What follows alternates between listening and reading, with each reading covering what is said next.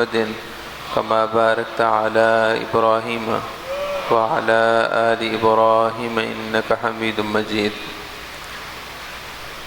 صلى الله على النبي الأمي وآله وأصحابه صلى الله عليه وسلم. صلاة وسلام عليك يا رسول الله. صلاة والسلام عليك يا رحمة للعالمين وعلى آلك وأصحابك يا شفيع المذنبين.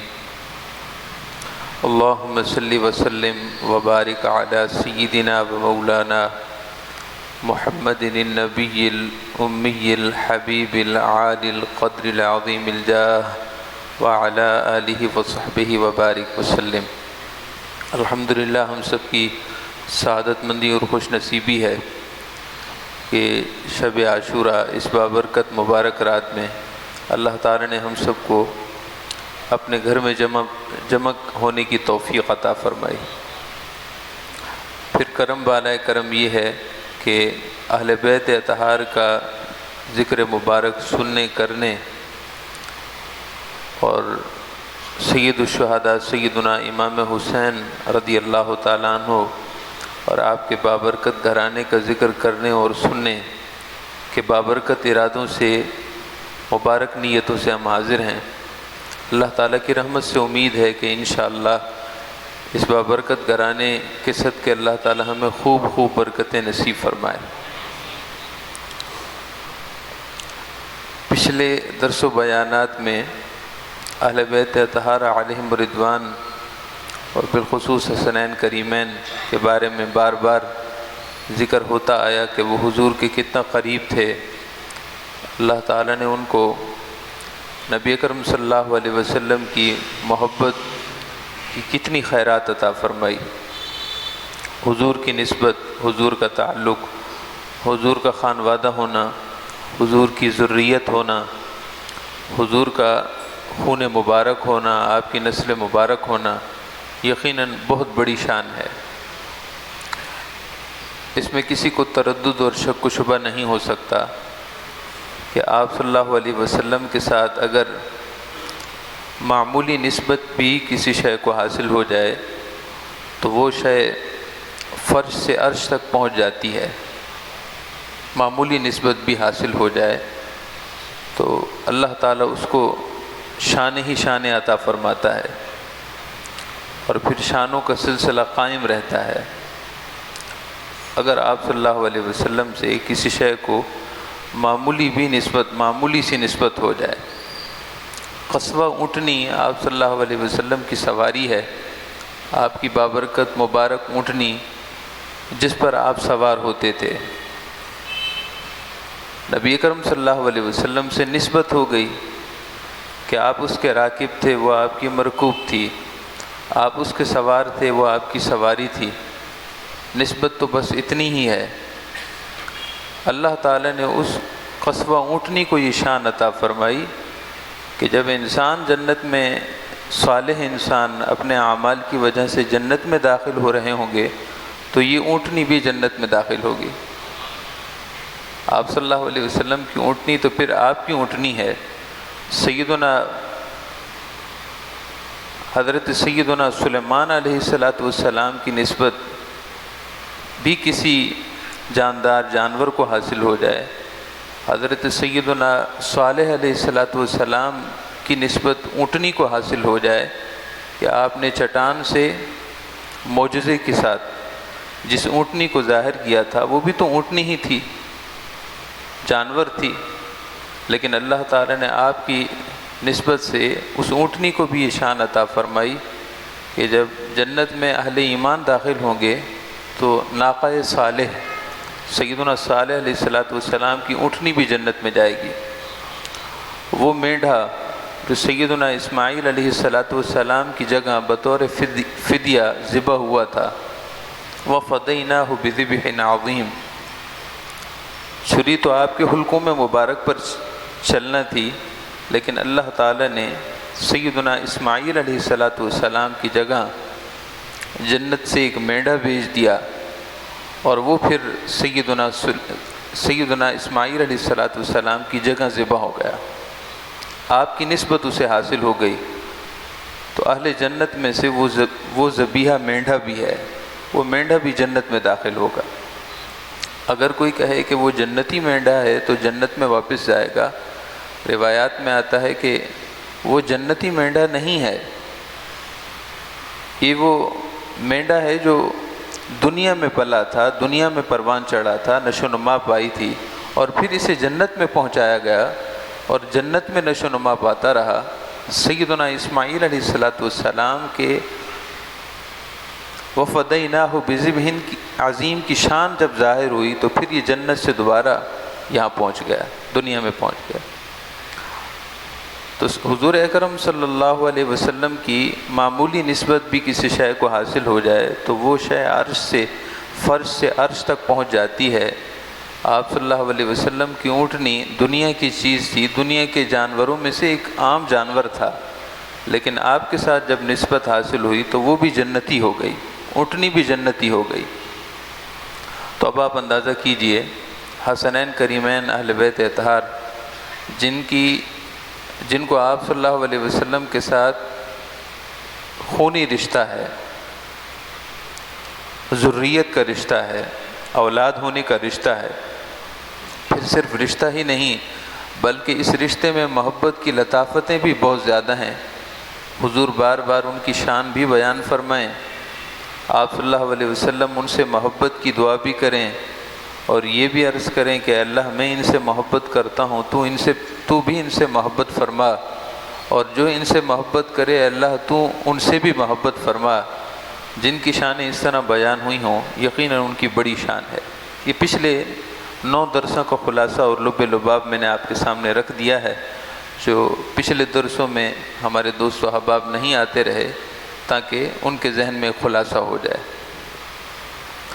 اللہ تعالیٰ نے قرآن پاک میں ارشاد فرمایا وَرِضْوَانٌ مِّنَ اللَّهِ اکبر،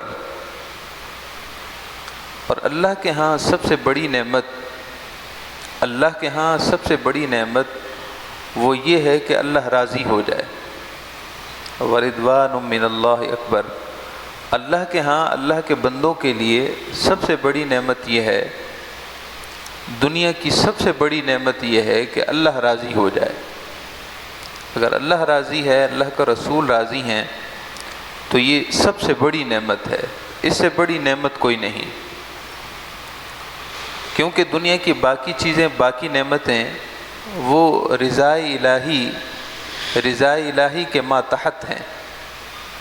اللہ کی رضا سب سے بڑی نعمت ہے، اور اللہ کی رضا، اللہ کا راضی ہو جانا، اس نعمت کا کمال اس وقت ہوتا ہے، یہ نعمت اس وقت شان و شوکت کے ساتھ بندے کو عطا ہوتی ہے، اور بندہ اللہ کی رضا سے اس وقت بکمال درجہ متصف ہوتا ہے جبکہ وہ بھی اللہ کی رضا میں راضی ہو۔ اللہ بندے پر راضی ہے اور بندے کی شان بھی یہ ہو جائے کہ وہ اللہ کی رضا میں راضی ہے، تو پھر یہ سب سے بڑی نعمت ہے۔ وَرِضْوَانٌ مِّنَ اللَّهِ اکبر، اور اللہ کے ہاں سب سے بڑی نعمت وہ یہ ہے کہ اللہ راضی ہو جائے۔ محترم معزز سامعین کرام، بندوں کی حالت رب کے ساتھ یہ ابتداً اس سے مختلف ہوتی ہے۔ ہر ایک کا نفس، ہر ایک کی قلبی حالت، ہر ایک کے اندر کی حالت یہ مختلف ہوتی ہے۔ انسان جب پیدا ہوتا ہے پھر دنیا کے معاملات اور مشاغل اور مصروفیات، گناہوں کا ماحول، یہ ساری چیزیں انسان کو بہت نیچے پھینک دیتی ہیں، انسان بہت نیچے چلا جاتا ہے، اور اس وقت اس کے نفس اور قلب کی کیفیت یہ ہوتی ہے کہ وہ نفس امارہ ہوتا ہے۔ نفس امارہ کا مطلب اندر کی وہ کیفیت کہ جس میں انسان گناہوں کی طرف کھینچا چلا جائے، ہر وقت خیال بھی گناہ کا ہو، ارادہ بھی گناہ کا ہو، نیکی کی طرف خیال پیدا نہ ہوتا ہو، ایسی قلبی کیفیت کو اہل اللہ اور صوفیاء کہتے ہیں کہ ایسا شخص صاحب نفس امارہ ہے۔ اللہ تعالیٰ نے 13ویں سپارے کی پہلی آیت میں ارشاد فرمایا ہے کہ ان النفس لامارۃ بالسوء، نفس امارہ انسان کی اس قلبی کیفیت کا نام ہے کہ جب خیال بھی گناہوں کا ہوتا ہو اور چاہت بھی گناہوں کی ہو۔ گناہوں کی چاہت جس دل میں ہو وہ سمجھ لے کہ اس کا نفس امارہ ہے۔ گناہوں کی چاہت اس میں سارے گناہ شامل ہیں۔ کسی سے حسد کرنا یہ نفس امارہ کی وجہ سے ہے، کسی کے لیے برا چاہنا یہ قلب کی اس کیفیت کی وجہ سے ہے جس کو ہم نفس امارہ کہہ رہے ہیں۔ کسی کی خوشی پر خوش نہ ہونا، کسی کے دکھ پر افسردہ نہ ہونا، ہر وقت تکبر کی کیفیت میں ہونا، اپنے آپ کو سب سے برتر اور اعلیٰ سمجھنا، باقی سب کو ہیچ اور کمتر سمجھنا، دوسروں پر ظلم کرنا، زیادتی کرنا، اور ظلم اور زیادتی کر کے پریشان نہ ہونا بلکہ خوش ہو جانا، یہ نفس امارہ کی وجہ سے ہوتا ہے۔ تو انسان جب نفس امارہ کا صاحب ہوتا ہے، صاحب نفس امارہ ہوتا ہے، تو وہ اللہ تعالیٰ سے بہت دور ہوتا ہے۔ اللہ کی رضا اللہ کے سب سے زیادہ قریب ہے۔ اللہ کی رضا تو بہت دور کی بات، وہ تو اللہ کی رضا کے راستے پر ابھی چلا ہی نہیں، وہ نفس امارہ کی قید میں ہوتا ہے۔ اس لیے حضرت سیدنا شیخ سعدی رحمۃ اللہ تعالی علیہ جب اللہ تعالی سے دعا کرتے ہیں، مناجات کے آپ کے اشعار ہیں، تو اس میں آپ عرض کرتے ہیں کہ کریمہ ببخشائے برحال ماں کہ ہستم اسیر کمندے ہوا۔ اے کریم ذات، میرے حال پر رحم فرما، کرم فرما کہ میرا حال قابل رحم ہو چکا ہے۔ یا رب کریم، میرے حال زار پر رحم فرما کہ میں اب قابل رحم حالت میں ہوں، قابل کرم حالت میں ہوں، کہ ہستم اسیر کمند ہوا، کہ خواہش نفس امارہ کی خواہشوں کی قید میں قیدی ہو چکا ہوں۔ مجھے نفس امارہ نے، خواہشات نفسانی نفس امارہ نے اپنی قید کے اندر، اپنی قید میں ڈال رکھا ہے، میں آزاد نہیں ہوں، اس کی قید میں ہوں۔ اللہ میرے حال زار پر کرم فرما کہ نیکی کا خیال ہی پیدا نہیں ہوتا۔ میری اس بات کو سمجھیے کہ گناہ کا خیال پیدا ہو اور نیکی کا خیال پیدا نہ ہو، ایسا شخص نفس امارہ کی قید میں ہے، قابل رحم حالت میں ہے، بہت خطرے کی حالت میں ہے۔ اگر اسی حال میں رہا تو اس کے ایمان کو خطرہ ہو سکتا ہے۔ جو جان لیوا دشمن کی قید میں ہو، بتائیے کیا اس کی جان کو خطرہ نہیں ہوتا؟ یقیناً ہوتا ہے۔ جان کا دشمن ہے اور اس نے اپنی قید میں ڈال رکھا ہے، تو کیا جان کو خطرہ نہیں؟ یقیناً جان کو خطرہ ہے۔ تو جو شخص نفس امارہ کی قید میں ہو، اس کے ایمان کو خطرہ ہے، اس لیے کہ نفس امارہ دراصل شیطان کا سپاہی اور چیلا ہے۔ تو جو شیطانی لشکر کی قید میں ہے، نفس امارہ کی قید میں ہے، اس کے ایمان کو خطرہ ہے۔ اب آگے چلیے، نفس امارہ کے بارے میں اللہ تعالیٰ کا یہ ارشاد ہے کہ یہ گناہوں کی طرف سختی سے حکم دینے والا ہے۔ ان النفس لامارۃ، امارہ مبالغہ کا صیغہ ہے، امر سے ہے، امر کا مطلب حکم دینا، اور امارہ عامر سے امارہ ہو جائے تو مطلب سختی سے حکم دینے والا، سختی سے کسی بات کی طرف بلانے والا، اور جس کام کی طرف بلا رہا ہو اس میں زور زبردستی کرتا ہو۔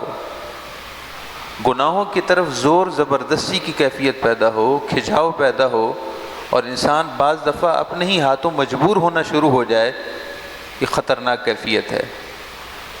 نام تو ہم سیدنا امام حسین اور آپ کے رفقا کا لیتے ہیں اور ان کا ذکر کرنے کے لیے بیٹھے ہیں، لیکن ان کا نفس تو نفس مرضیہ ہے، مقام رضا پر ہے، وہ رضوان من اللہ اکبر کی شان والے ہیں، 7ویں نفس پر ہے آپ کی شان، اور ہم ابھی نفس امارہ پر ہیں۔ نفس امارہ کے بعد نفس لوامہ ہے، پھر نفس ملہمہ ہے، نفس مطمئنہ ہے، نفس راضیہ ہے، پھر نفس مرضیہ ہے۔ نفس مرضیہ کی شان والے امام حسین ہیں، اور ہم ابھی نفس امارہ پہ کھڑے ہیں، کیونکہ ہماری کیفیت یہ ہے کہ ہمیں اندر سے کوئی طاقت گناہوں کی طرف کھینچ کر لی جا رہی ہے، اور گناہوں کی طرف ہم اس طرح لپٹے اور چپکے پڑے ہیں کہ خلاصی ممکن نظر نہیں آ رہی۔ جس طرح کہ مقناطیس کے ساتھ لوہے کے ذرات یا لوہے کے بہت چھوٹے موٹے ٹکڑے اس کے ساتھ چپک جاتے ہیں، ہماری حالت ایسے ہے کہ ہم گناہوں کے ساتھ اس طرح، گناہوں کے مقناطیس کے ساتھ ہم اس طرح چپکے ہوئے ہیں، ہماری حالت یہ ہے۔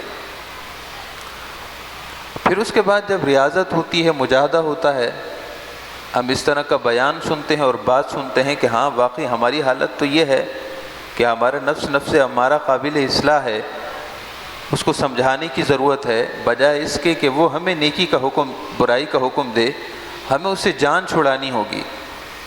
جب ریاضت ہوتی ہے، مجاہدہ ہوتا ہے، عبادت ہوتی ہے، اللہ کے نیک بندوں کی سنگت میں بیٹھتے ہیں اور گناہوں سے نفرت پیدا ہونا شروع ہو جاتی ہے اور گناہوں کو ہم گناہ سمجھنے لگتے ہیں، گناہوں کو گناہ سمجھنے لگتے ہیں، گناہ قابل نفرت چیز ہونے لگتا ہے، گناہوں سے ہمیں خطرہ محسوس ہونے لگتا ہے کہ گناہ خطرناک ہیں۔ جب یہ کیفیت پیدا ہوتی ہے تو پھر نفس امارہ سے انسان کا نفس لوامہ ہو جاتا ہے۔ لوامہ عربی زبان کا لفظ ہے، اس کا مطلب ہے کہ ملامت کرنا، کوئی بات ہو جائے اور اس پر شرم دلانا، کسی کو شرمسار کرنا کہ آپ نے غلط کام کیا ہے۔ ظاہر ہے غلط کام پر شرمسار وہی ہوگا جو اسے غلط سمجھے گا، جو غلط کو غلط نہ سمجھے وہ اپنی غلطی پر کبھی بھی شرمندہ نہیں ہوتا۔ ایک شخص نے معاذ اللہ کسی کو قتل کر دیا ہو اور وہ سمجھتا ہو میں نے صحیح کام کیا ہے، پھر آپ اس کو سمجھانا شروع کریں کہ آپ نے قتل کیوں کیا، کبھی بھی اسے شرمندگی نہیں ہوگی۔ وجہ یہ ہے کہ وہ سمجھتا ہے کہ میں نے صحیح کام کیا ہے۔ تو جو اپنے غلط کام کو صحیح سمجھے وہ کبھی بھی شرمندہ نہیں ہوتا، جو اپنے غلط کام کو غلط سمجھے وہی شرمندہ ہوتا ہے۔ تو نفس لوامہ وہ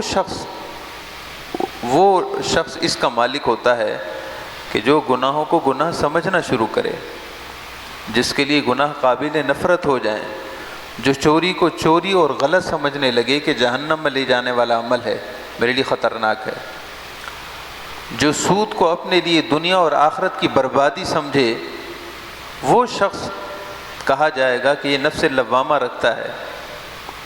اور جو سود کو قابل نفرت نہ سمجھے، اسے عام طور پر کرتا ہو، وہ نفس امارہ کا مالک ہے، اسے نفس لوامہ حاصل نہیں ہوا۔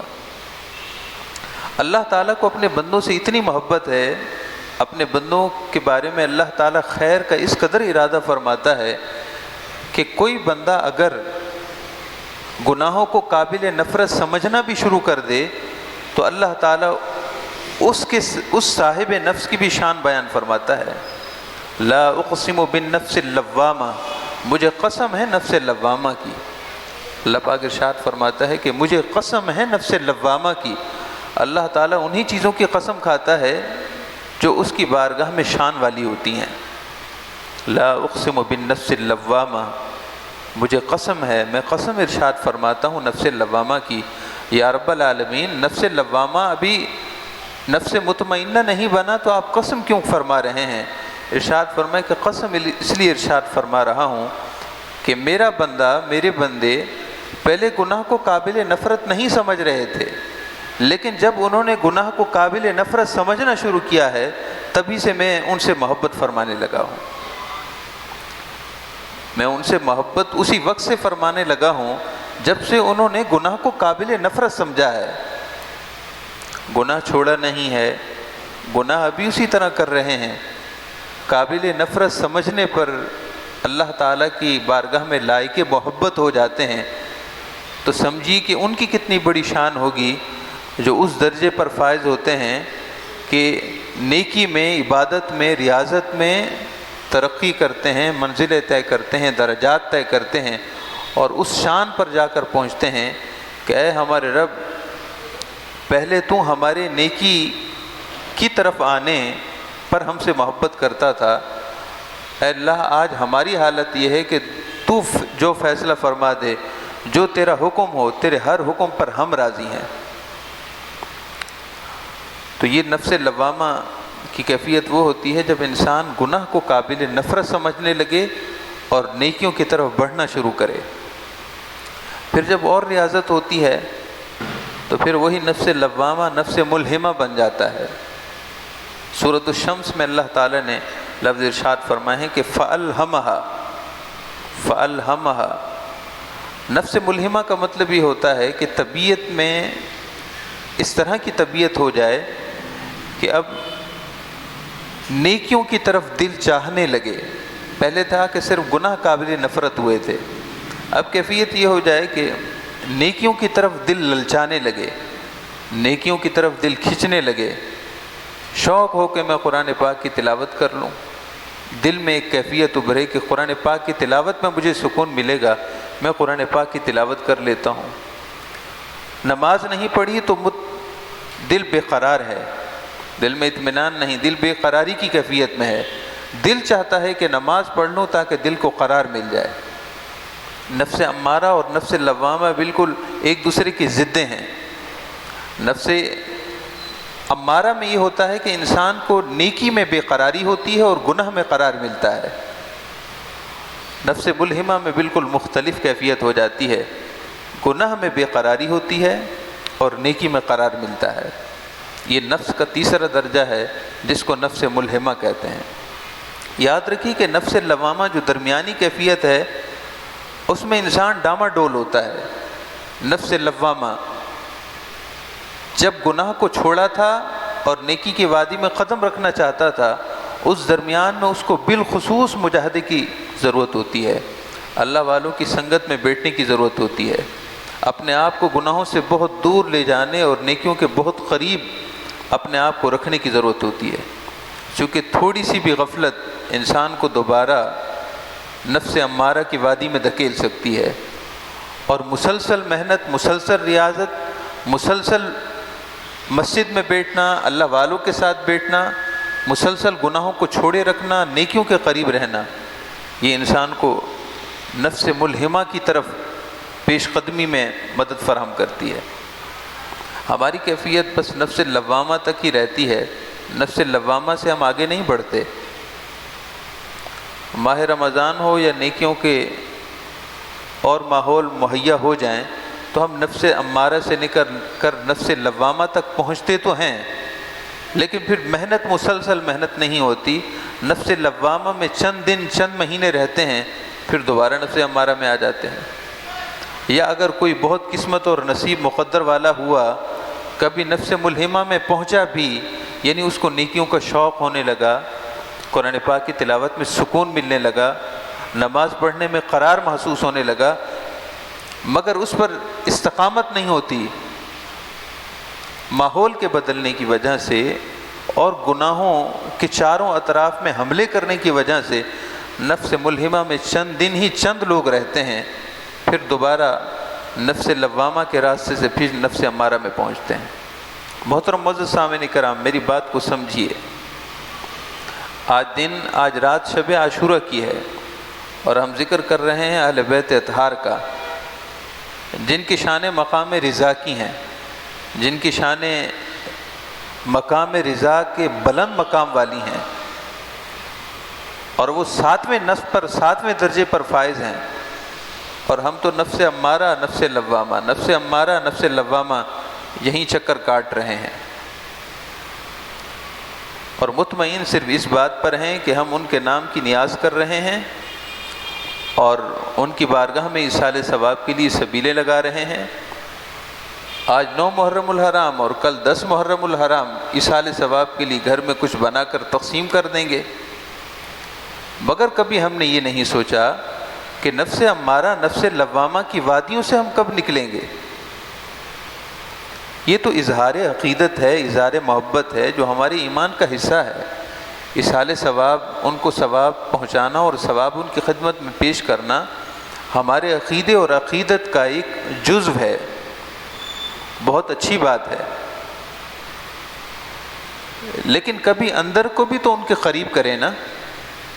صرف ہمارے اعمال ہی ان کی نسبت والے ہیں، باقی اپنا اندر، اپنا باطن، اپنا من، اپنے اندر کی دنیا کو بھی ان کے احوال کے قریب کرنے کی کوشش کریں، تاکہ وہ فیض، وہ روحانیت اور وہ ان کی طرف سے فیضان جس کو ہم حاصل کرنا چاہتے ہیں وہ براہ راست ہمیں حاصل بھی ہو سکے۔ ہمیں نسبت کی برکتیں تو ضرور مل رہی ہیں، ہمیں نسبت کی برکتیں تو ضرور مل رہی ہیں، ایصال ثواب کی برکات ضرور مل رہی ہیں، مگر براہ راست ان کی نگاہ کرم، براہ راست ان کا فیضان ہمارے قلوب پر، ہماری روح پر، ہمارے نفس پر براہ راست وارد ہو، ایسا نہیں ہے۔ ہم نابینا لوگ ہیں، ہم نے انہی چیزوں کو ان سے محبت کا نام دے دیا ہے، ایصال ثواب اور اس طرح کی چیزیں، یہ ہماری محبت ہے۔ حالانکہ محبت، کمال محبت یہ تھی کہ ہم اپنے نفوس کو بھی درجات میں بڑھاتے، نیکیوں میں اضافہ کرتے، نیکیوں پر قائم رہنے کی کوشش کرتے، عبادت میں، ریاضت میں اس قدر مجاہدہ کرتے کہ گناہوں کی چھٹی ہو جاتی، گناہ ہماری زندگی سے نکل جاتے، گناہ ہم سے دور، ہم گناہوں سے دور ہو جاتے۔ تب تھا مقام اور تب تھی بات کمال کی کہ ہم کہتے کہ یہ با کمال لوگ ہیں، یہ کامل محبت کرنے والے لوگ ہیں۔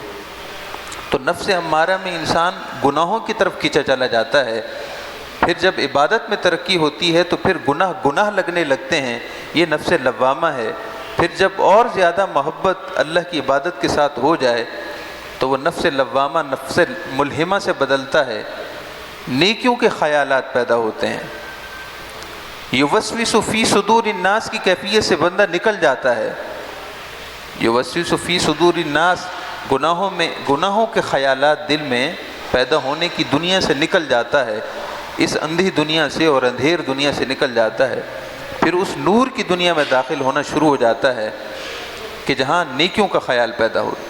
محترم معزز سامعین کرام، ہم میں سے ہر شخص سوچے کہ ہم نفس ملہمہ والے ہیں کہ جن کو نیکیوں کے خیالات پیدا ہوتے ہوں، نیکیوں کی طرف توجہ ہوتی ہو، نیکیوں کی طرف دھیان جاتا ہو، یہ اچھا کام کر لوں، یہ اچھا کام کر لوں، یہ اچھا کام کر لوں، پھر اس میں قرار اور سکون ملنا شروع ہو جائے۔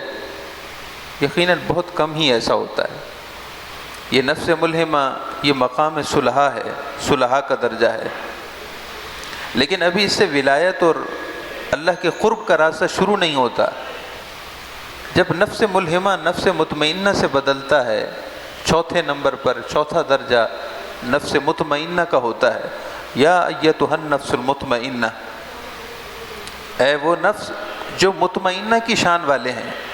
نفس مطمئنہ کی شان یہ ہے کہ نیکیوں کا خیال بھی پیدا ہو اور پھر نیکیوں میں قرار، مستقل قرار اور مستقل سکون کی کیفیت پیدا ہو جائے، تو ایسا شخص نفس مطمئنہ کا مالک ہوتا ہے۔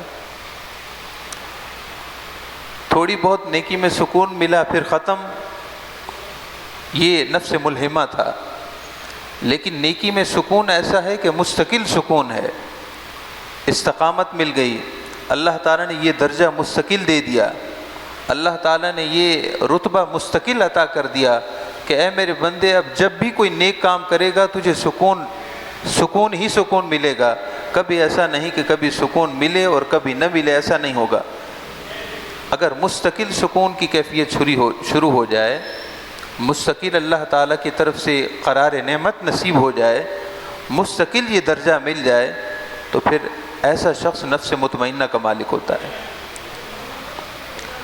اللہ تعالیٰ اس سے پہلے درجوں میں بندے سے خطاب نہیں فرماتا، بندے سے الہام نہیں فرماتا، بندے کی طرف کوئی القاء نہیں فرماتا، بندے کی طرف مخاطبت رحمت توجہ نہیں فرماتی، لیکن جب بندہ اس شان کا حامل ہوتا ہے کہ نیکی پر مستقل درجہ حاصل ہو جاتا ہے، نیکی پر اسے مستقل استقامت دے دی جاتی ہے اور وہ شان مطمئنہ کے نفس والا ہو جاتا ہے، تو پھر اللہ تعالیٰ بندے سے خطاب بھی فرماتا ہے، یا ایتھا النفس المطمئنہ، اے نفس مطمئنہ۔ اس سے پہلے وہ قابل خطاب نہ تھا، قابل محبت تھا، قابل تعریف تھا، مگر قابل خطاب نہیں تھا کہ اللہ اس سے کلام کرے، اللہ اس سے خطاب کرے، اللہ اس سے بات کرے، اللہ تعالیٰ اس سے تکلم فرمائے۔ وہ اس شان کا حامل نہیں تھا، اب اس شان کا حامل ہو گیا۔ ہماری کتابوں میں لکھا ہے، اولیاء اللہ نے اپنی کتابوں میں لکھا ہے کہ یہاں سے ولایت کا درجہ شروع ہوتا ہے، یہاں سے ولی اللہ اپنے پہلے زینے پر قدم رکھتے ہیں جب وہ نفس مطمئنہ کی شان کو پہنچتے ہیں۔ ہم کتنا پیچھے کھڑے ہیں، آپ اس کا اندازہ کرتے جائیں کہ ہم کتنا پیچھے کھڑے ہیں۔ گناہوں سے نفرت نہیں ہوئی، حالانکہ گناہوں سے نفرت تو پہلے ہونی چاہیے تھی۔ پھر گناہوں سے نفرت کے بعد نیکی کی طرف خیال پیدا ہو جانا، یہ اس کے بعد کا درجہ تھا۔ نیکیوں کے خیال پیدا نہیں ہوتے، نیکیوں کا شوق پیدا نہیں ہوتا، نیکیوں کی طرف ذوق پیدا نہیں ہوتا، نیکیوں کی طرف دلچسپی نہیں ہے۔ گناہ کی دلچسپی ہے، نیکی کی دلچسپی نہیں۔ اس کو ہم نیکی کی دلچسپی نہیں کہتے کہ لوگوں کے بہاؤ میں آ کر مسجد میں بیٹھ گئے اور اس کے بعد جب لوگوں کا بہاؤ ختم ہوا تو پھر پیچھے چلے گئے۔ یہ تو بہاؤ تھا، بہاؤ انسان کو کہیں سے کہیں لے جاتا ہے۔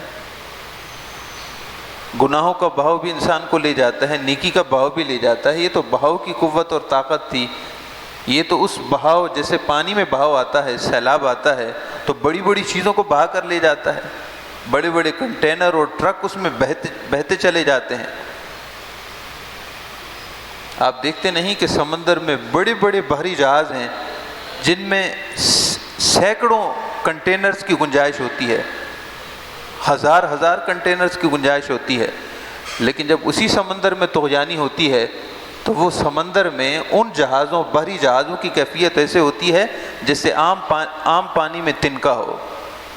عام پانی تنکے کو جیسے زیر و زبر کر دیتا ہے، سمندر میں جب طغیانی ہوتی ہے تو ایسے ایک یا سینکڑوں بحری جہاز سمندر کا لقمہ بن جاتے ہیں۔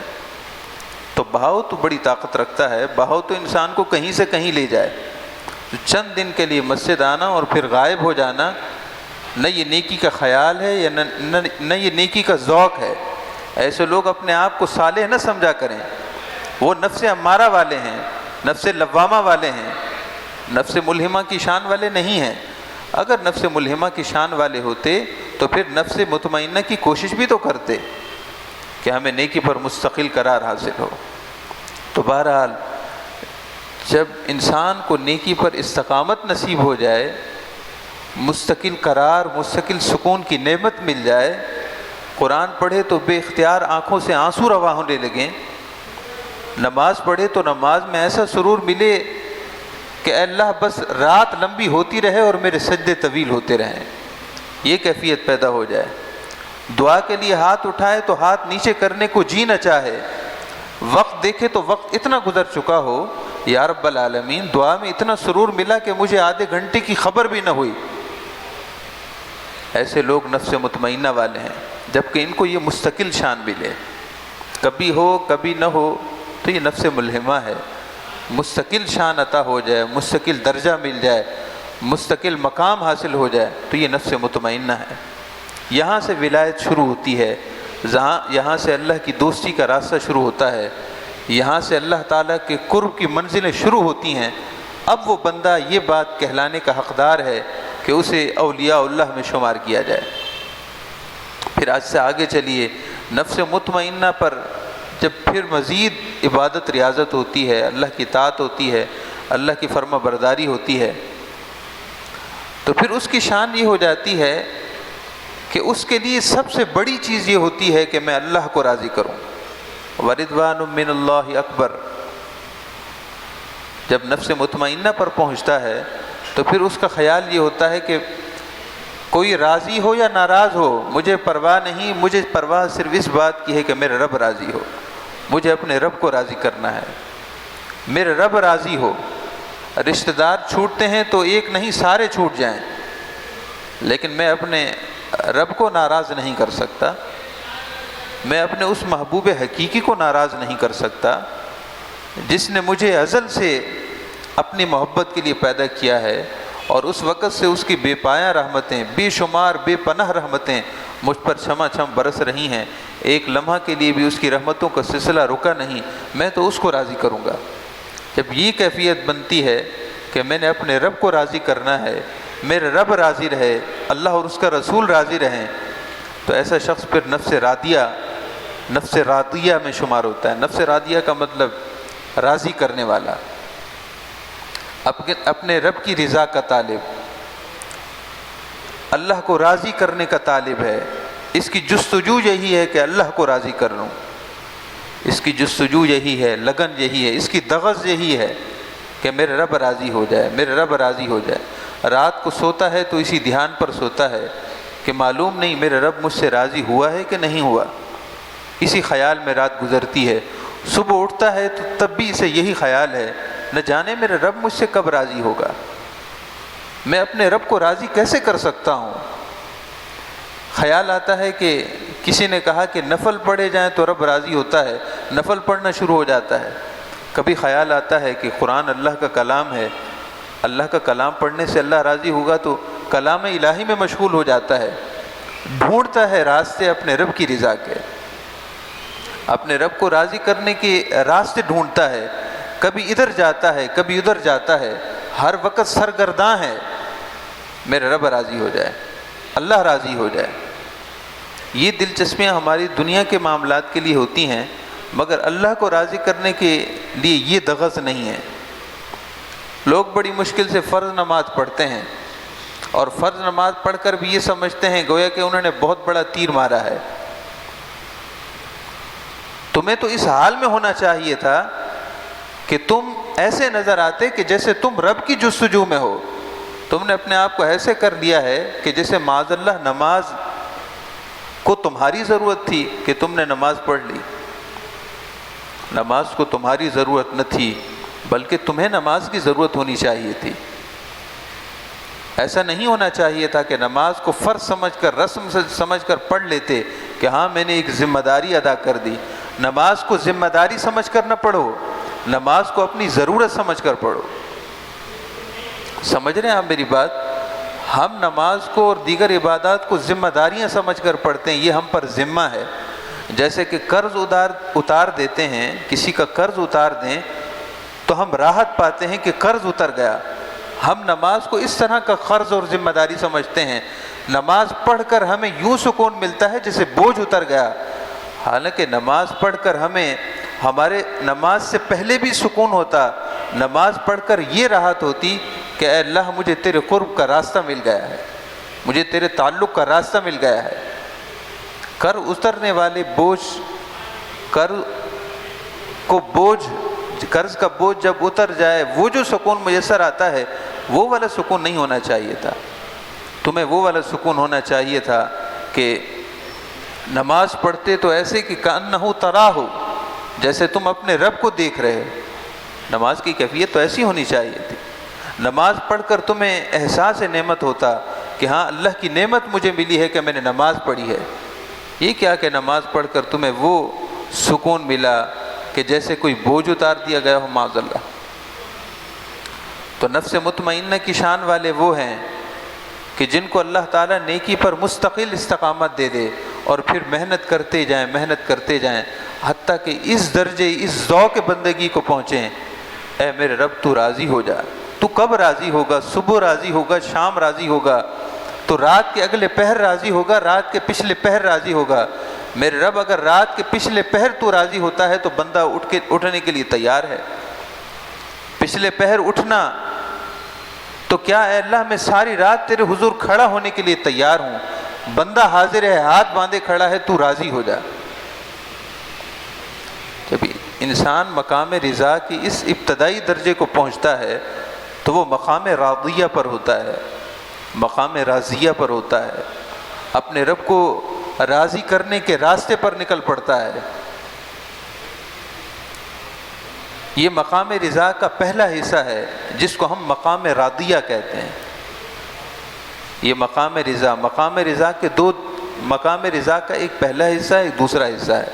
مقام رضا کا پہلا حصہ ہے نفس راضیہ، راضی کرنے کی جستجو، اللہ کی رضا پر بندہ نکل پڑتا ہے تو وہ مقام رضا کے راستے پر نکل پڑا۔ اور پھر جب آخر کار اسے رب کی رضا مل جاتی ہے، اللہ خود بندے سے کلام کرتا ہے۔ اولیاء اللہ اور رسولہ کی شان بڑی ہے۔ اللہ اپنے بندے کے دل میں یہ بات الہام کرتا ہے، اے میرے رب، اے میرے بندے، تو نے ہمیں اتنا تلاش کیا ہے کہ اب تجھے اپنی منزل مل گئی ہے، اب ہم تجھ پر راضی ہو چکے ہیں، اب ہم تجھ پر اتنا راضی ہو چکے ہیں کہ اے میرے بندے اب تو مقام مرضیہ کی طرف بڑھ۔ تو نے اب تک ہماری رضا تلاش کی تھی، اور اب شان یہ ہوگی کہ ہماری رضا تیری رضا پر راضی ہوگی، ہماری رضا تیری رضا میں ہوگی، اب جس پر تو راضی ہوگا ہم اس پر راضی ہوں گے۔ آپ سمجھ رہے ہیں بات کو؟ بندہ اپنے رب کی رضا میں اس قدر دور چلا جائے اور اس قدر فنا ہو جائے کہ اللہ خود ارشاد فرمائے کہ اے میرے بندے اب جو تو چاہے گا وہ ہم چاہیں گے، اب جو تو چاہے گا وہ ہم چاہیں گے، اب جو تیری پسند ہوگی وہی ہماری پسند ہوگی۔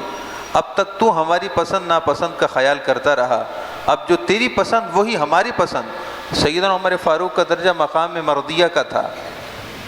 آپ کئی دفعہ بارگاہ رسالت میں حاضر ہوتے، یا رسول اللہ ایسا ایسا ہونا چاہیے، اللہ تعالیٰ کا کلام اتر آتا، قرآن پاک کی آیت نازل ہو جاتی اور ارشاد ہوتا اے پیارے حبیب اب ہمارا حکم یہ ہے جو عمر فاروق کہہ رہے ہیں۔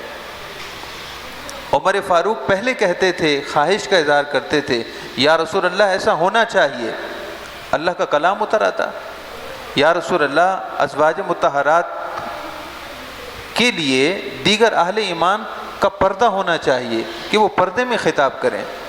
ابھی تک قرآنی حکم نہیں اترا تھا، اللہ تعالیٰ نے قرآن پاک میں ارشاد فرمایا من وراء حجاب، اے پیارے حبیب اپنی امت کو فرما دیں کہ ازواج مطہرات سے کوئی بات کرنا ہو، ضرورت ہو، کوئی کام ہو تو پردے میں بات کریں۔ سیدنا عمر فاروق نے عرض کیا رسول اللہ صلی اللہ تعالیٰ علیہ وسلم، شراب کے بارے میں جب تک سختی سے حکم نہیں اترا تھا حرمت کا، آپ نے عرض کی یا رسول اللہ شراب کو منع ہونا چاہیے۔ اللہ تعالیٰ نے ارشاد فرمایا انما الخمر والمیسر والانصاب والازلام رجس من عمل الشیطان فاجتنبوه لعلکم تفلحون۔ اے اہل ایمان یہ ساری چیزیں بشمول شراب یہ ساری نجس اور ناپاک ہیں، لہذا ان سے بچو۔ عمر فاروق جو زبان سے کہہ دیتے اللہ کی طرف سے وہی حکم اتر آتا، چونکہ آپ مقام مرضیہ پر تھے۔ آپ نے اللہ کی رضا کی اتنی تلاش کی، اللہ کو راضی کرنے میں اتنی جستجو کی کہ اللہ نے آپ کو مقام رضا کا رتبہ دے دیا۔ تو نفس مرضیہ اللہ کو راضی کرتے کرتے کرتے اللہ کی بارگاہ میں اتنی قربت ملے کہ اللہ مقام مرضیہ کا رتبہ دے دے کہ اے میرے بندے اب جو تو چاہے گا وہی ہم چاہیں گے۔ یہ نفس رضا، مقام رضا، یہ حضور کی خصوصی شان ہے۔ مقام رضا یہ حضور کی خصوصی شان ہے۔ اولیاء اللہ اور صلحاء میں سے جن کو بھی مقام رضا کا رتبہ ملتا ہے وہ حضور کے خاص وسیلے سے ملتا ہے۔ یوں تو ہر نعمت حضور کے وسیلے سے ہے، مگر مقام رضا حضور کے خاص وسیلے سے ہے، حضور کی خاص عطا سے ہے۔ ہمارے اولیاء نے لکھا ہے یہ فیضان نبوت کا حصہ ہے۔ مقام رضا اللہ کی بارگاہ میں اتنا بڑا درجہ مل جانا کہ اے میرے بندے اب جو تو چاہے وہ ہم چاہیں گے، جو تیری پسند وہی ہماری پسند، جو تیری زبان سے نکل جائے وہی حکم، جو تیری زبان سے نکل جائے وہی تقدیر بن جائے گا۔ اللہ کا حکم تقدیر ہے، جو تو زبان سے کہے گا وہی تقدیر بن جائے گی۔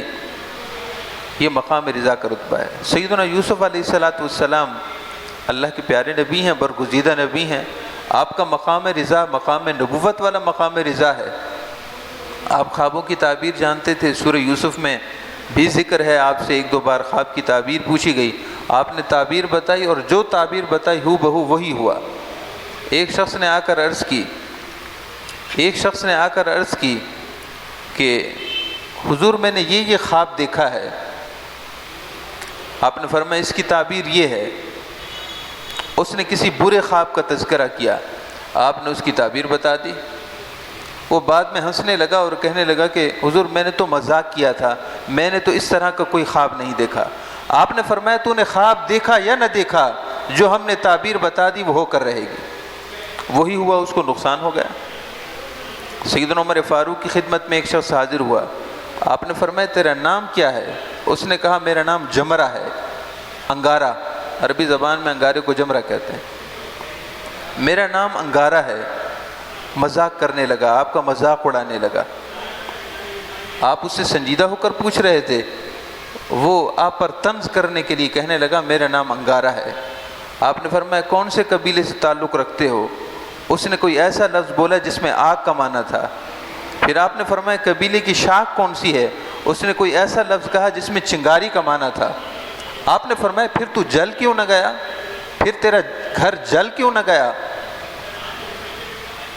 جب وہ واپس اپنے گھر پلٹا تو اس کے گھر کو آگ لگ چکی تھی۔ سیدنا عمر فاروق مقام رضا پر تھے، آپ صلی اللہ علیہ وسلم کے کبار صحابہ مقام رضا پر تھے، جو زبان سے کہہ دیتے وہ ہو جاتا۔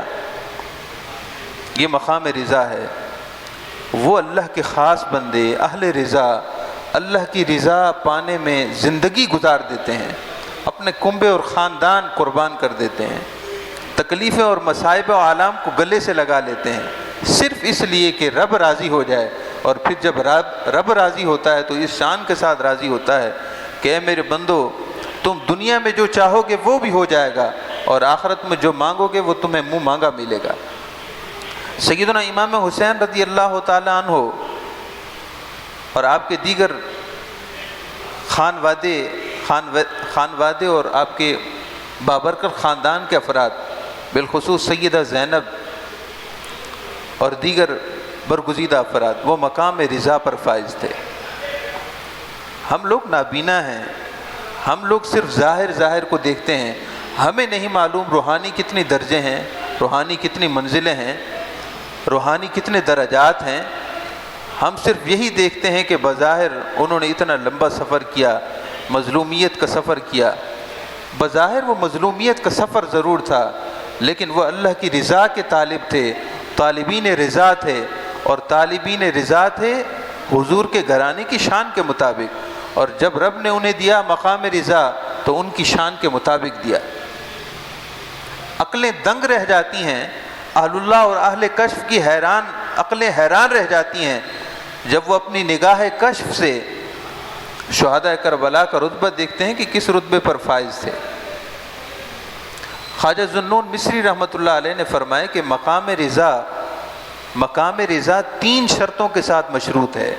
اللہ مقام رضا انہیں دیتا ہے جن میں 3 خوبیاں ہوں: ترک الاختیار قبل القضاء، کہ وہ اپنا اختیار تصرف چھوڑ دیتے ہیں حالانکہ وہ تصرف کر سکتے ہوتے ہیں۔ کوئی کام کرنا چاہیں تو کر سکتے ہوتے ہیں، انہیں اختیار ہوتا ہے، لیکن وہ اختیار چھوڑ دیتے ہیں، تصرف استعمال کرنا چھوڑ دیتے ہیں جب تک کہ اللہ کا حکم نہ آ جائے۔ وہ انتظار کرتے ہیں کہ رب کی رضا کیا ہے، تصرف نہیں کرتے۔ سیدنا ابراہیم خلیل اللہ منجنیق کے گھوپن سے پھینک دیے گئے، فضاؤں میں تھے، آگے نمرود نے ایسی آگ بھڑکا رکھی تھی کہ فضاؤں میں پرندہ بھی اڑتا تو وہ بھی بھن جاتا۔ منجنیق کے گھوپن سے نکل چکے ہیں، فضاؤں میں ہیں۔ سیدنا جبریل امی حاضر ہوتے ہیں، فرشتوں کے سردار، اے رب کے خلیل حکم فرمائیے، غلام حاضر ہے۔ سارے فرشتے حاضر ہیں، فضاؤں کے، ہواؤں کے، زمین کے، پہاڑوں کے، جو حکم ہو تعمیل ارشاد کے لیے حاضر ہیں۔ آپ ارشاد فرماتے ہیں کہ نہیں، میں تو اپنے رب کی رضا دیکھ رہا ہوں، میرا رب اگر راضی ہے کہ ابراہیم اس آگ میں جل جائے، معاذ اللہ ابراہیم اس آگ میں شہید ہو جائے، تو میں اس پر راضی ہوں، اور میرا رب اگر بچانا چاہتا ہے اس پر راضی ہوں۔ میں نہ اپنی خوشی کو دیکھتا ہوں، نہ اپنا غم دیکھتا ہوں، نہ میرا دکھ ہے، نہ میرا سکھ ہے۔ میرا سکھ، میری خوشی، میری رضا تو یہ ہے کہ رب راضی ہو، میرے بچائے جانے پر وہ راضی تو میں راضی، اور اگر میرے شہید ہونے جانے پر وہ راضی تو میں راضی۔ اللہ کا ارشاد ہوا ہے، پیارے ابراہیم اب ہم آپ کو انعام بھی وہ دیں گے جو آپ کی شان کا ہوگا۔ اے آگ، جب سے تو بنی ہے تو جلانے کے لیے بنی ہے، لیکن آج غور سے سن، یا نار کونی بردم و سلام علی ابراہیم۔ اے آگ، اب تیری اپنی فطرت بدل دے، اپنی خاصیت بدل دے۔ اب تک تو جلایا کرتی تھی، لیکن آج آرام اور سکون کا مرکز ہو جا، آج ٹھنڈک والی ہو جا، سلامتی والی ہو جا۔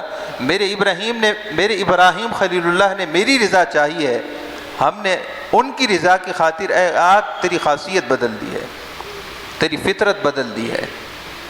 سیدنا موسیٰ کلیم اللہ جب بحر کلزم سے نکلتے ہیں، کبھی دریاؤں کو دیکھا کہ آپ نے پہاڑ بنے ہوں؟ دریاؤں کو دیکھا ہو کہ موسم درمیانہ ہو پھر بھی منجمد ہو گئے ہوں؟ لیکن سیدنا موسیٰ کلیم اللہ اللہ کی رضا پر راضی تھے۔ جب بنی اسرائیل نے عرض کی کہ اے پیارے موسیٰ ہم تو پکڑ لیے گئے، نمرود پیچھے ہے، یہ پیچھے ہے، فرعون پیچھے ہے، فرعونی لشکر پیچھے ہے، قریب آ چکا ہے، نہ آگے جا سکتے ہیں نہ پیچھے جا سکتے ہیں، ہم تو پکڑ لیے گئے۔ آپ نے فرمایا کلا، ہرگز نہیں، میرے رب میرے ساتھ ہے۔ بس حکم ہوا کہ اے پیارے موسیٰ آپ نے ہم پر بھروسہ کیا، آپ مقام توکل کی شان پر تھے، اے پیارے موسیٰ اب اپنا عصا ذرا اس بحر کلزم کی موجوں پر ضرب کیجئے۔ آپ نے جیسے ہی ضرب کی تو وہ بحر کلزم پانی تھا، بہہ رہا تھا، دریا تھا، وہ ادھر کا ادھر ہو گیا اور ادھر کا ادھر، اور درمیان میں راستہ بنا دیا۔ سیدنا امام حسین رضی اللہ تعالیٰ عنہ اور دیگر تمام آپ کے رفقائے کربلا، بالخصوص آپ کے خانوادے کے حضرات مقام رضا پر تھے۔ ذوالنون مصری کی بات میں عرض کر رہا ہوں، اسی پر اختتام کر رہا ہوں، ان باتوں کو غور سے سنیے۔ خواجہ ذوالنون مصری نے فرمایا کہ مقام رضا یہ ہے کہ سب کچھ کرنے کے باوجود کچھ نہ کرنا، سب کچھ کر سکنے کے باوجود کچھ نہ کرنا، طاقت ہے، پاور ہے، کرامت ہے، شان کرامت حاصل ہے، سب کچھ کر سکتے ہیں، دریائے فرات کو حکم دیں تو اپنی جگہ چھوڑ کر آپ کے قدموں میں حاضر ہو جائے، کر سکتے ہیں، یقیناً کر سکتے ہیں۔ چاہے تو آسمان کو حکم دیں، آسمان بارش برسا دے، کر سکتے ہیں۔ چاہے تو حکم دیں ملک الموت علیہ السلام کو، سیدنا عزرائیل علیہ السلام کو، کہ وہ آپ کے حکم کا پابند ہو جائے کہ ان سب کی روحیں نکال دو اس سے قبل کہ ان کی آنکھیں اٹھیں۔ اختیار ہے، تصرف ہے، سب کچھ کر سکتے ہیں۔ خواجہ ذوالنون مصری فرماتے ہیں مقام رضا کے 3 حصوں میں پہلا حصہ یہ ہے کہ سب کچھ کر سکنے کے باوجود اللہ کے حکم کا منتظر رہنا۔ دوسری بات یہ ہے کہ سرور القلب لمرۃ القضاء، اللہ جس بات پر راضی ہو اگرچہ وہ کڑوی ہی کیوں نہ ہو مگر ان کو وہ کڑوی چیز بھی میٹھی لگے۔ مقام رضا کے حاملین کی شان یہ ہے کہ اللہ کا حکم اگرچہ عام لوگوں کے لیے کڑوا ہو، تکلیف دہ ہو، مشقت ہو، دکھ والا ہو، لیکن وہ دکھ بھی ان کے لیے سرور بن جائے، وہ دکھ بھی ان کے لیے ان کو اچھا لگے، ان کو میٹھا لگے۔ ارشاد فرمائے یہ اہل رضا کی شان ہے۔ اور تیسری بات یہ ہے کہ فقدان المرارتی بعد القضاء، اور جب اللہ کا فیصلہ یہ ہو کہ اے میرے پیارے حبیب کے نواسے آپ ہماری رضا دیکھ رہے ہیں، اے ہمارے پیارے حبیب کے نواسے، اے امام حسین، اے خانوادہ اہل بیت، آپ یہ دیکھ رہے ہیں کہ ہم راضی کس میں ہیں، تو ہم راضی اس میں ہیں کہ سارا کنبہ ہماری بارگاہ میں قربان کر دیں، سیدنا علی اصغر کو بھی ہماری بارگاہ میں پیش کر دیں، سیدنا قاسم کو بھی پیش کر دیں، اپنا سارا خانوادہ آپ شہید کرا دیں۔ مدینہ شریف سے مکہ تک کا سفر بھی آپ کو مشقت کا کرنا ہوگا، مکۃ المکرمہ سے کربلا تک کا سفر بھی مشقت والا ہوگا، پھر پانی بھی نہ پینا ہوگا، پھر یہ کہ اس کے بعد جکے بعد دیگرے آپ اپنے شہداء کو دیکھیں گے، سر قلم ہوتے دیکھیں گے، یہ سب کچھ کرنا ہوگا، پھر آخر میں جام شہادت بھی نوش کرنا ہوگا، پھر قید و بند کی صعوبت خانوادہ اہل بیت کو، خانوادہ نبوت کو کربلا سے کوفہ تک، کوفہ کے دارالامارات تک، اور کوفہ کے دارالامارات سے شام تک یہ سب برداشت کرنا ہوگی۔ ہمارا حکم یہ ہے، ہماری رضا اس میں ہے، ہماری مشیت یہ ہے، ہم آپ کو اس وادی سے گزارنا چاہتے ہیں، اے امام حسین کیا آپ تیار ہیں؟ عرض کرتے ہیں اے باری تعالیٰ یہ تو کچھ بھی نہیں، اگر تیری رضا اس میں ہے تو سب قربان ہے، یہ مقام رضا ہے۔ سیدنا امام حسین رضی اللہ تعالیٰ عنہ کے بارے میں ایک لفظ بھی ایسا منقول نہیں ہے کہ جس میں کوئی ایسا لفظ ہو جس میں ناشکری کے کلمات ہوں۔ سیدہ زینب کے بارے میں کوئی ایک ایسا لفظ بھی کہ یا رب ہمارے ساتھ یہ کیوں ہوا، اس طرح کے لفظ بھی نہیں ہے۔ یعنی آپ یوں سمجھیے کہ ناشکری کا وہ معمولی لفظ جس کو ہم ناشکری شمار بھی نہ کرتے ہوں، وہ لفظ بھی ان مقدس نفوس کی زبان سے نہیں نکلا، بلکہ اس کے برعکس جب سارا کنبہ شہید ہو جاتا ہے، سیدہ زینب کوفہ کے دارالامارات میں عبید اللہ ابن زیاد اس ظالم شقی شخص کے سامنے ہوتی ہیں، تو عبید اللہ ابن زیاد کہتا ہے سیدہ زینب کو، دیکھ لیا تم نے اپنا انجام، دیکھ لی تم نے اپنی رسوائی معاذ اللہ۔ سیدہ زینب نے بڑے تم طراق سے، بڑے پرجلال شجاعت اور بہادری کی اس شان کے ساتھ جو شان حیدر قراریت والی شان تھی، آپ نے جواب دیا اور بڑے ہی تم طراق سے اور بڑی ہی شجاعت سے جواب دیا۔ آپ کی گفتگو میں کہیں لڑکھڑاہٹ نہ تھی۔ آپ نے فرمایا کہ ہمارا رب اگر اس پر راضی ہے، ہم اس پر راضی ہیں۔ ہماری اس ظاہری مظلومیت کو نہ دیکھو، ہماری اس شان کو دیکھو کہ ہم شان رضا والے ہیں۔ ہمارا رب مانگ لے تو ہم راضی ہو جاتے ہیں، ہمارا رب چاہے کہ ہم لٹا دیں تو ہم لٹانے پر بھی راضی ہو جاتے ہیں، اور جب لٹا چکیں، جب سب دکھ جھیل چکیں اور ہمارا رب پوچھے کہ اے میری پیارے بندوں اور بندیوں، ذرا مڑ کر دیکھو کہ سب کچھ تم قربان کر چکے ہو، کیا اب بھی راضی ہو؟ تو ہم مسکرا کر کہتے ہیں اے ہمارے رب، اگر تو اس پر راضی ہے تو ہم اس پر راضی ہیں۔ ہماری کیا مجال کہ تیرے فیصلے پر ہمارے دلوں سے کوئی ناراضگی کی کیفیت ہو۔ ہم اول میں بھی اسی رضا میں تھے، درمیان میں بھی اسی رضا میں ہیں، اور بعد میں بھی اسی رضا کے ساتھ ہیں۔ اندازہ کیجئے سیدہ زینب اور آپ کے خانوادے کے وہ افراد جو واقع کربلا کے بعد اصل کربلا، ثانی کربلا شروع ہو جاتا ہے، شہادتیں ہو گئیں، اس کے بعد بھی تو آپ دیکھیے کتنی شان کے ساتھ سیدہ زینب اس قافلے کی قیادت کرتی ہیں، اور اس قافلے کو کس شان کے ساتھ لے کر چلتی ہیں۔ داد دینی پڑے گی ایسی شان والوں کو کہ یقیناً اہل رضا کی شان والے تھے، شان والی تھیں یہ ہستیاں کہ سب کچھ لٹا دینے کے بعد بھی تصرف نہیں کر رہے، اختیار استعمال نہیں کر رہے، کرامت کا تصرف نہیں کر رہے۔ مدینہ طیبہ واپس لوٹنے تک اللہ کی بارگاہ میں ایک بار بھی عرض نہ کی کہ اے اللہ ہمارے ساتھ اتنا سب کچھ ہوا، ان کو نتیجہ دے دے، نتیجے کی ایک بار بھی دعا نہ کی۔ ان کے لیے دعائے ضرر زبان سے استعمال نہ کیا، حالانکہ اختیار تھا۔ سیدہ زینب کی شان آپ کیا سمجھتے ہیں؟ مقام رضا میں امام حسین کے ساتھ شامل ہیں۔ سیدہ کائنات سیدہ فاطمہ الزہرا کی صاحبزادی ہیں، جن کے گھرانے میں، جن کے گھر میں قرآن نازل ہوتا رہا۔ کتنی بلند و بالا شان والوں ہوں گے۔ محترم معزز سامعین کرام، ہم اہل سنت کا عقیدہ ہے کہ اہل بیت اطہار کی شان ان کے مقام شہادت کے آئینے میں دیکھی جائے کہ وہ مقام رضا کے کس درجے پر تھے۔ جیسا کہ شہادت بڑی شان والی ہے، ایسے ہی ان کا رضا والا رتبہ بھی بڑا شان والا ہے۔ اور یہ یوں ہی نہ تھا، حضور نے خاص اس خانوادے کو، امام حسین کو یہ عطا کیا تھا۔ سیدہ فاطمہ آپ کے اس بیماری علالت کے دورانی میں حاضر ہوتی ہیں، عرض کرتی ہیں یا رسول اللہ صلی اللہ علیہ وسلم، میرے ان دونوں بیٹوں حسن اور امام حسین کو اپنی خاص میراث عطا کیجیے۔ تو آپ ارشاد فرماتے ہیں، امام حسن کے لیے بھی کچھ ارشاد فرماتے ہیں اور امام حسین کے لیے فرماتے ہیں اما الحسین فلہ المحبہ والرضا، میں نے اپنے بیٹ نواسے امام حسین کو وہ محبت، وہ درجہ محبت، وہ مقام رضا جو اللہ نے مجھے عطا فرمایا ہے، میں اس کا فیضان اپنے بیٹے حسین کو دیتا ہوں۔ یہ مقام محبت تھا جس نے میدان کربلا میں لوگوں کی عقلوں کو حیران کر دیا۔ کوئی عام انسان ہو تو اس کی عقل مبہوت ہو جائے، اپنے بیٹے کے جسم میں کانٹا بھی چبھے انسان برداشت نہیں کرتا۔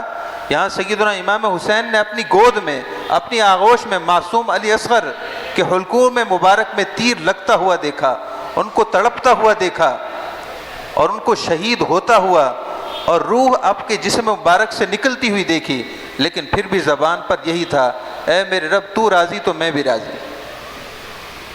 یہ وہی محبت اور وہی مقام رضا تھا جو حضور نے اپنا خاص فیضان ان نواسوں کو دیا تھا۔ شان والوں کی بڑی شان ہے، شان والوں کی بڑی شان ہے، بڑے رتبے والوں کا بڑا رتبہ ہے۔ جن کو اللہ شان والا بنائے ان کی شان کوئی گھٹا نہیں سکتا، قیامت تک ان کی شان بلند و بالا رہے گی۔ اللہ تعالیٰ سے دعا ہے اللہ تعالیٰ ہم سب کی حاضری کو قبول و منظور فرمائے۔ اللہ تعالیٰ ہم سب کو نفس امارہ، نفس لوامہ کی قیدوں سے نکل کر نفس ملہمہ اور نفس مطمئنہ کی شان نصیب فرمائے۔ وما علینا الا البلاغ المبین۔